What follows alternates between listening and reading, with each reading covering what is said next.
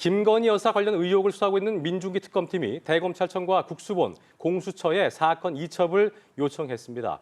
내란 특검팀에 이어서 김건희 특검팀도 수사 준비에 속도를 내는 모습인데요. 네, 취재기자 연결해보죠. 김태욱 기자.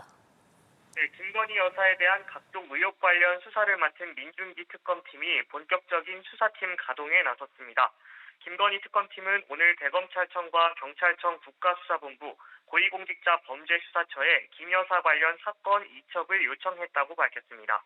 민 특검은 오늘 출근길에서 이제는 사실관계를 파악하고 법리를 검토하면서 어떻게 수사할지 논의해야 할 것 같다고 말하기도 했는데요. 김건희 특검팀은 앞서 부장검사 8명 등 검사 40명을 비롯해 14명의 경찰관 파견을 요청하는 등 수사팀 윤곽을 갖춰왔는데 이번 이첩 요청은 수사에 속도를 내겠다는 의지로 풀이됩니다. 수사 대상은 도이치모터스 주가 조작 의혹과 명품백 수수 의혹, 공천 개입 의혹 사건 등 16가지입니다. 이에 따라 민 특검팀은 각 부장검사 8명이 팀장을 맡아 2개 사건씩 수사하는 방안도 검토 중인 것으로 전해졌습니다. 네, 김 기자. 순직해병 특검과 내란 특검 진행 상황도 전해주시죠.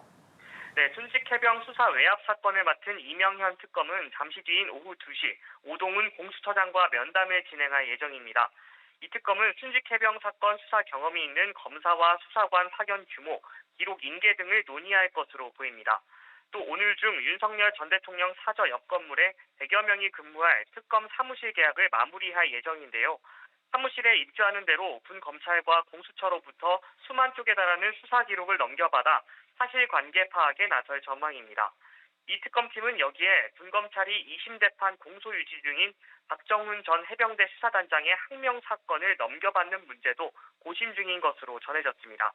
내란 사건을 수사하는 조은석 특검팀은 핵심 피의자들의 구속 연장에 집중하고 있는데요. 지난 18일 수사를 개시한 뒤 김용현 전 국방부 장관을 증거인멸 교사 등의 혐의로 추가 기소한 가운데 내일 추가 구속 여부를 결정할 신문이 서울중앙지법에서 열릴 예정입니다. 또 군 검찰은 내란 특검과의 협의를 거쳐 다음 달까지 석방이 예고된 여인형 전 방첩사령관과 문상호 전 정보사령관을 위증과 군사기밀 누설 혐의 등으로 각각 추가 기소했습니다.